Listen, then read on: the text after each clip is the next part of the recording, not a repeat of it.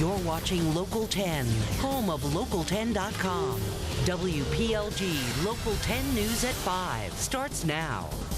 Also new at 5:30, a court ruling after a local company claims the Port Tuttle drilling project is having a negative impact on their business. Drilling on this huge project began just last month, including some drilling to inject grout right into the tunnel's path. But the decades-old seaplane operation says that equipment is blocking takeoffs and landings. Local 10's Glenda Milberg was there for today's hearing. First, let me show you the barge in question. There it is, operating right now. That's where the drilling and the grouting is going on, and you'll see it's clear across Government Cut. And the seaplane bay says it's right in the middle of its runway.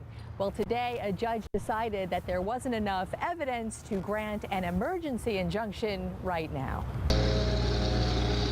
Seaplanes have been taking off and landing on Government Cut for 85 years. The billion-dollar port tunnel construction underway here just a few months. The barge is a hazard to seaplanes taking off and landing in Government Cut. The owner of the seaplane base was in court this morning alleging that barge is killing his business and unsuccessfully asking a Miami-Dade judge to halt the drilling. They've coordinated with the cruise ships. They're not there when the cruise ships are there.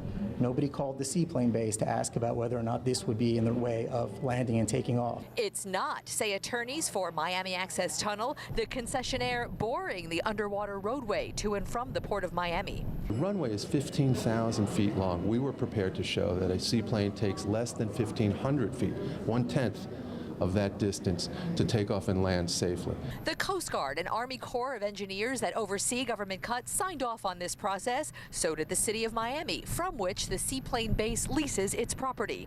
To other neighbors on Watson Island, the Port Tunnel people are good neighbors, washing dust off the roads 4 times a day, paying for kid-friendly fencing near the Children's Museum.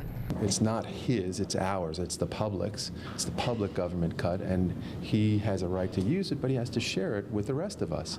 Anytime somebody calls to get a clearance to land or take off, or land more specifically, at the Miami Seaplane Base, we have to tell them we don't believe it's safe for you to do that. And so our business as the operator of the seaplane base is finished while the barges are there.